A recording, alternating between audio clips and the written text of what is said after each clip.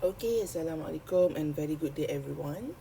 So today we are going to move into next chapter, chapter 9. I hope before you begin with this video, you have watched the prerequisite video, which is the introduction to digital marketing. It's a YouTube video.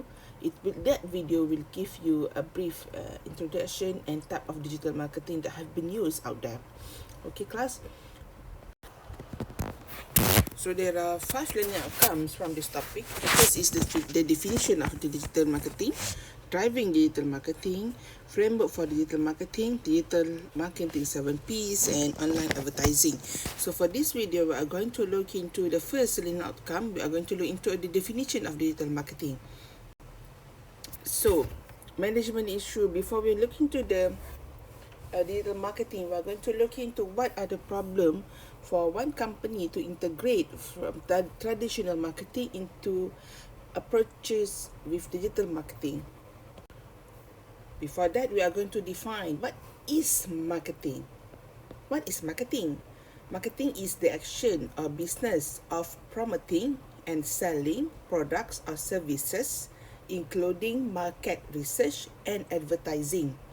So, marketing adalah proses untuk mempromosikan dan menjual produk atau services, termasuklah melakukan market research ataupun apa yang market research bahasa Melayu, and advertising ataupun periklanan. That's the marketing.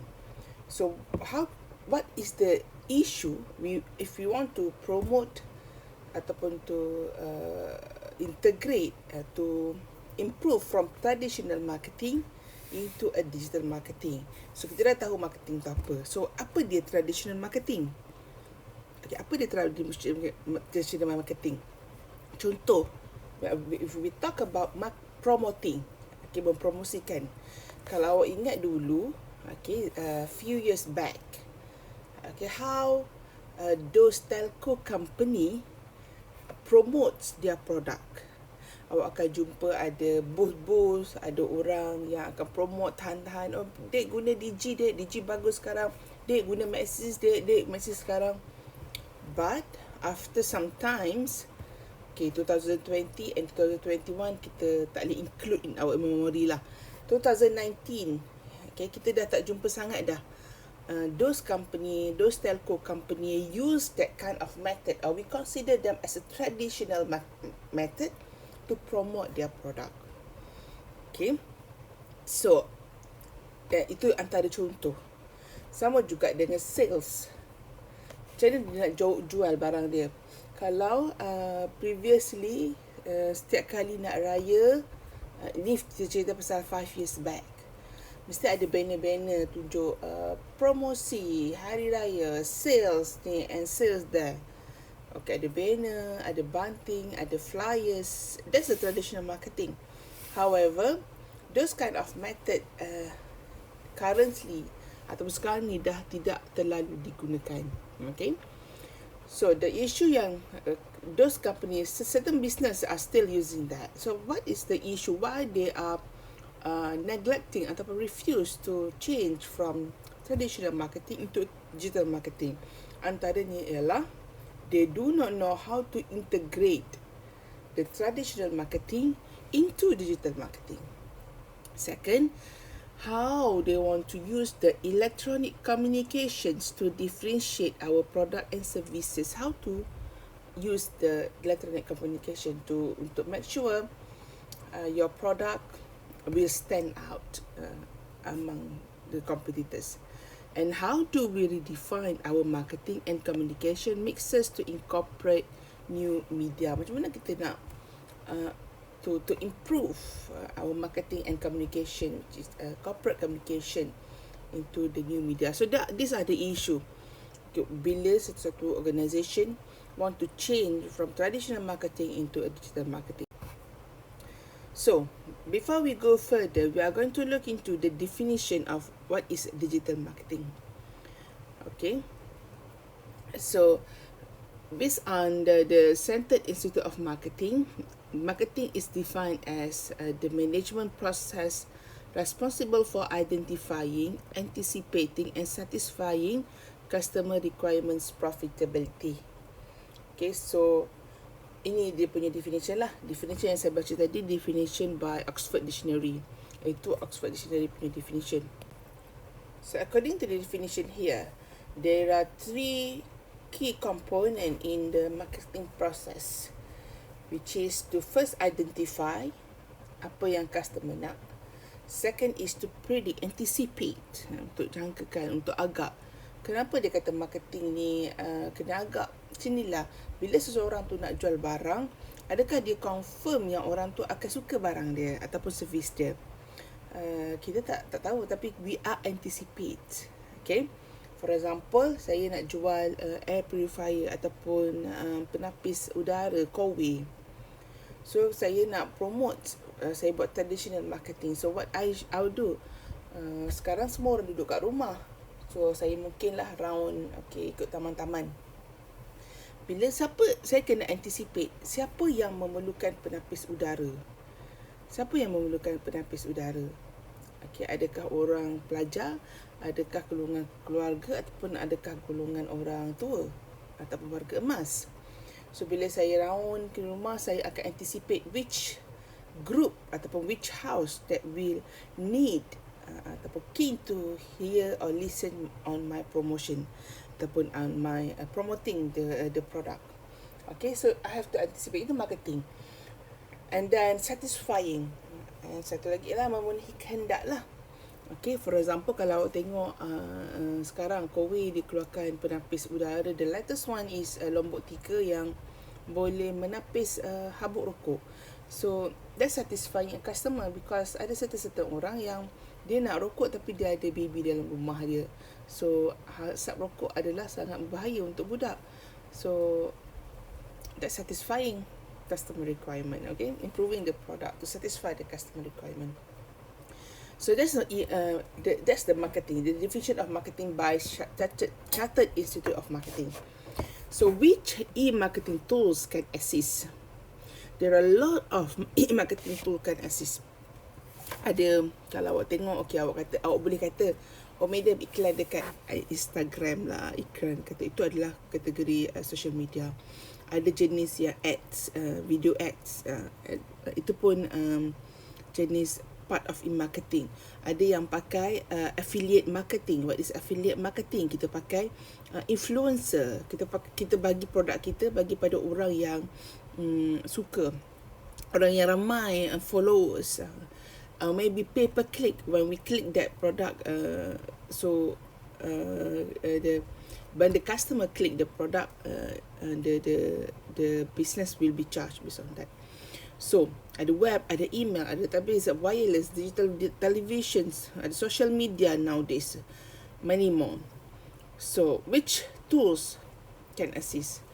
So first is identify how we use internet for marketing, research to find out customer needs and wants, anticipate how we want to do these 3 things to using the e-marketing tools. Untuk buat identifying, kita boleh guna internet untuk cari apa yang customer suka dan perlukan. And we can anticipate by predicting for customer to governing the resource allocation to digital business. Okay, macam mana nak buat prediction for customer? Okay, banyak data yang ada. Contohnya data berdasarkan sales record, berdasarkan browsing, berdasarkan apa yang dipost dekat social media, dekat Twitter and so on. Satisfying, how we use internet to satisfy customer through a channel. Okay, that's the question. So itu yang tadi kita tengok ada 3. We want to find how we can use the e-marketing tools to satisfy the digital marketing ataupun the marketing process, which is ada 3. First is identifying, second is anticipating, and third is satisfying.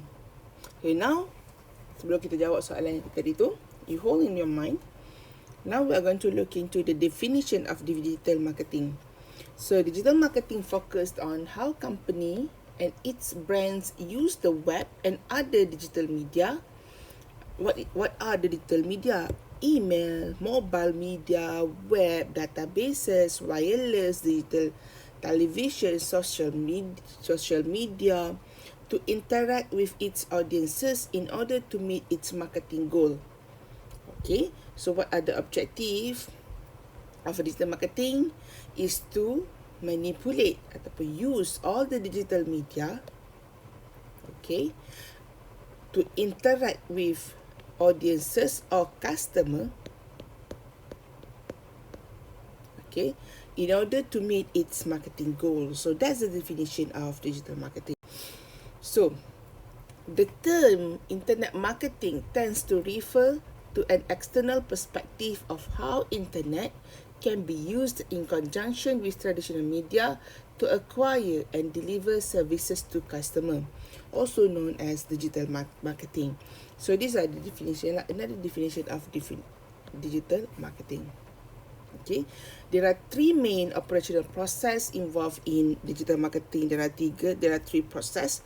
First is customer acquisition, second is customer conversion, and lastly is customer retention and growth.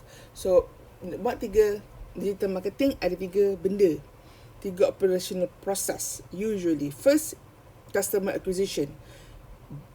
Apa dia? Kita nak dapatkan how we want to attract our customer. Macam mana nak make sure? Kalau traditional marketing, how they attract the customer? Awak ingat tak dulu depan kedai ada selalu belong yang gerak-gerak tu? Bukan belong, kind of patung yang gerak-gerak. That's one of the how they want the marketing process, how they want to acquire a customer.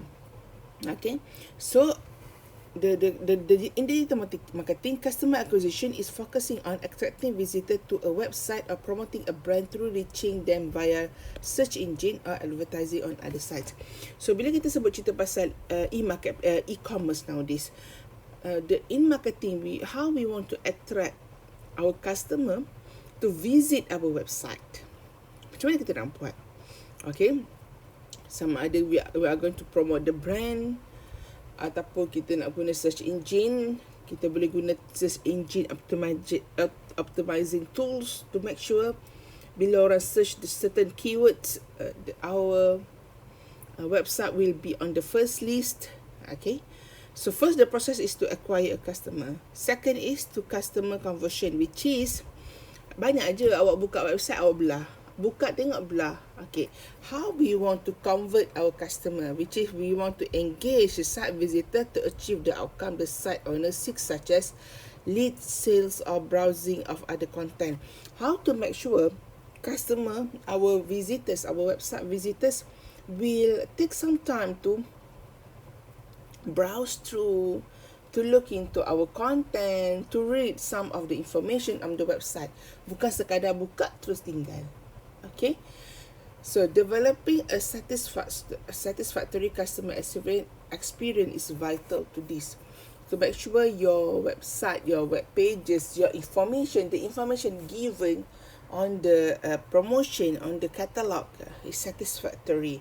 Kalau tidak, kalau awak masuk satu website ataupun awak buka Shopee, awak browse through, awak akan tengok seller yang menjual barang, yang describe about the product, take a good picture. Kalau gambar tak elok, awak takkan go further on the account. Awak tu sebelah.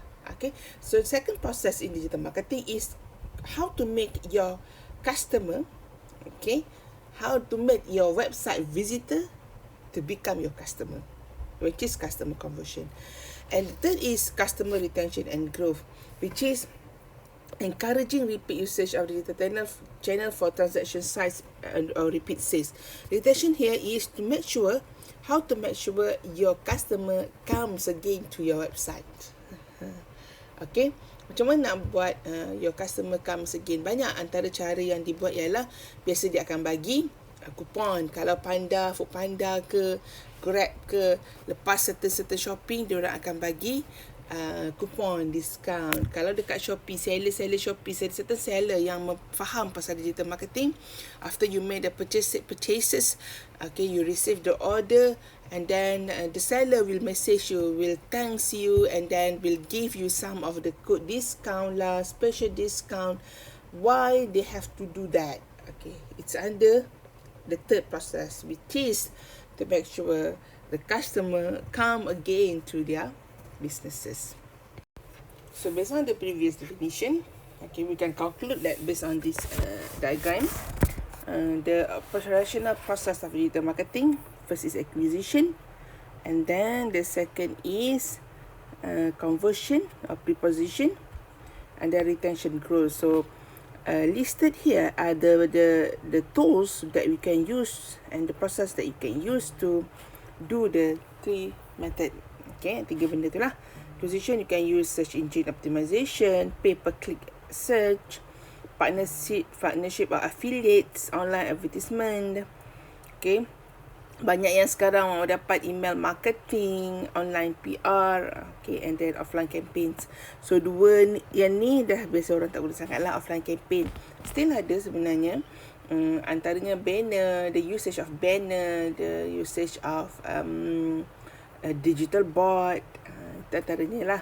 And then conversion, proposition development, content creation. Okay, content creation ni apa? Macam video address tu content creation. And then make sure conversion ni your even your website itself, your e-commerce platform itself, content management, okay, and then merchandising, site usability and accessibility, design, customer service. This one is more focusing on your e-commerce itself lah, your e-commerce ataupun your website. Okay, how to make sure your you can convert the site visitor into your customer. And then this one is the retention, proposition development, outbound communication, selepas the how you communicate ataupun after the sales, after sales services, to outbound communication, email marketing, promoting macam saya cerita tadi, ada yang buat email bagi voucher lah, say thank you and so on. Customer management, how you know your customer. Okay, boleh buat target marketing, touch strategy definition, loyalty program and personalization. Okay, so these are the supporting process, performance improvement including management information, web analytic and customer analytic, analysis, design guideline and operating procedure, technical infrastructure including service level management. Okay, so we are going to move into the next section, which is the digital marketing plan. Okay, so what is digital marketing plan? We have now we know what is digital marketing. Why we need the digital marketing? Nowadays kita tahu there are lots of media yang ada lots of tools yang ada. Okay, and then nowadays we have there are lots of e-commerce ataupun website e-commerce. The business nowadays have changed from traditional commerce into e-commerce. Ada yang combine traditional and also e-commerce. So how to the next kita tengok pula pasal the process involved in digital marketing. Ada 3 proses. First is customer acquisition, second is customer conversion, and last is customer retention. Okay. Now, in this part, we are going to look into how to do the digital marketing. Okay, you need a plan. We have to plan how to conduct our digital marketing. So, digital marketing plan is a plan to achieve the marketing objective of the digital business strategy. So, benefits gained for having digital marketing plan are, first is you can reduce the cost and value chain efficiencies. Okay, for example, B2B supplier Abidic use the internet to sell printer suppliers via the internet to reduce services call. So kalau dulu sebelum ni biasa dengan phone marketing, even sekarang pun ada lagi orang buat phone marketing, tapi not on product, on jual insurance lah, jual macam-macam lah, campaign and so on. Okay, so satunya ialah Abidic has convert daripada dia company yang jual printer, daripada guna phone dia guna kepada digital marketing, dia guna internet, which is you can use email. Kenapa madam guna email lagi jimat daripada phone marketing, daripada call? Okay, awak bayang macam ni. Email, you can send to, one email can be sent to numbers of customer. Tak kisah apa orang. However, okay, kalau kita guna call ataupun guna phone marketing, you can't do one to many. Seorang tu telefon ramai-ramai orang serentak. Tak boleh. Okay, but it is one to one punya conversions.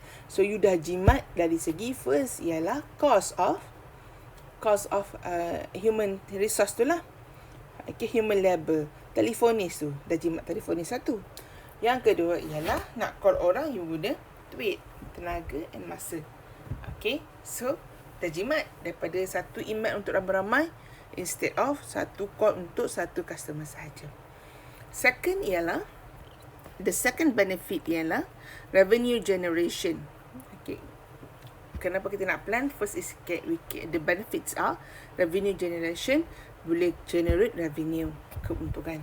Kenapa? For example, Reebok semua orang tahu kot, dan jual sports attire, uses the internet for direct license sale of products such as treadmill which do not have strong distribution deals.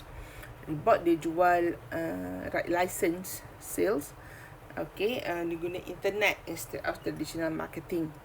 Okay, sebab dia kata yang tu tak ada, tak perlu nak ada distribution deals. Okay, the third benefit is channel partnership. With a proper plan, we can do the partnership. We can find the partnership with distributors using extranet. And then last, the benefit is communication and branding. Okay, so that's the benefit of digital marketing plan. So if you want to make a digital marketing, you have to plan it properly. So how to do it? Okay, we are going to next slide. Okay, before we go to how to plan, we are going to look into what is the problem if you do not have a proper digital planning, okay, proper digital market plan. Okay, first banyaklah problem dia kalau kita tak plan pun. Even kalau awak tak plan how to study, how to use your time pun, awak akan ada problem. Okay, so antaranya ialah customer demand for online services will be underestimated. Okay, bila without proper plan, bila tak ada proper plan, maksudnya you do not have a proper research. Okay, you do not study your customer and you may neglect your customer demand. And then existing and startup competitors will gain your market share. Okay, your competitors is always looking for how to compete with you. Okay, and then you may have a duplication of resources. Okay, problem dengan duplication of resources. Resources can be any part of it. For example, without a proper plan, you may use several digital marketing tools on the same objective. Padahal tak perlu. Tak semestinya you kena sampai guna 2-3 tools untuk objektif yang sama. Tak perlu. Okay, you may manipulate it. Contoh, kalau untuk acquire, buat customer acquisition, to acquire a new customer from youngsters. From youngsters, you may use social media. And then maybe to acquire middle-aged customer, you may need to use maybe affiliate marketing. You may want to use influencer. Okay, maybe.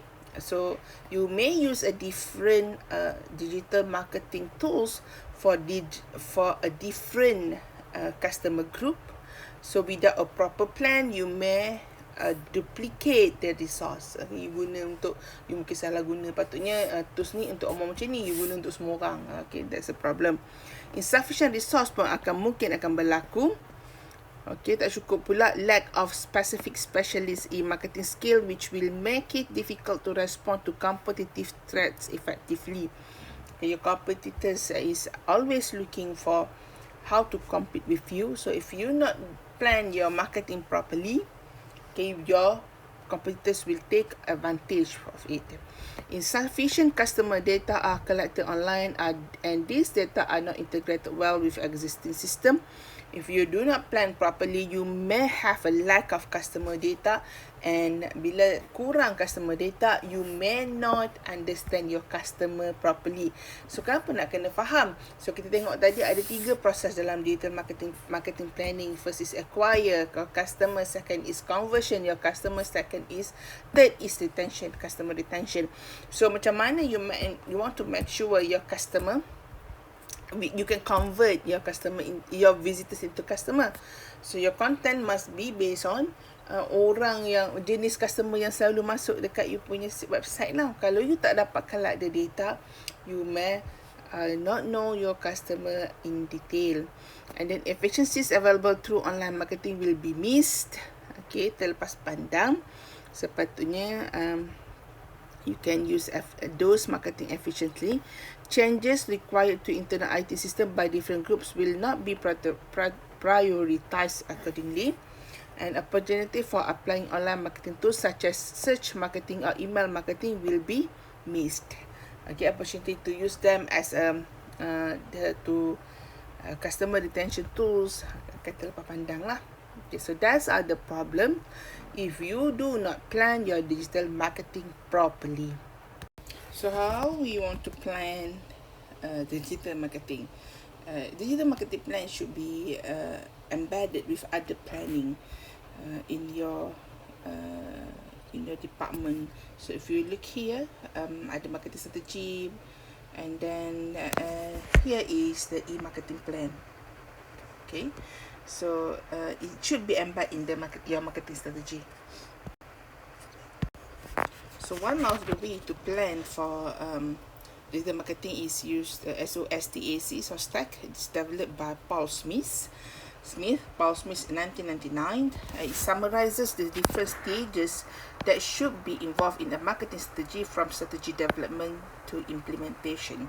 So this framework can be a generic framework for e-marketing planning. So the next video, we are going to look into the stages of this SOSTAC. So SOSTAC, before we end, this is the 6 stages of SOSTAC: the situation, objective, strategy, tactics, action, and control. So what are they? They are the 6 stages in the marketing strategy where we can use it in e-marketing planning. Why we need to look into this framework, sedangkan framework ni untuk marketing planning, because e-marketing planning should be embedded in the marketing strategy. Okay, so see you next time. Thank you.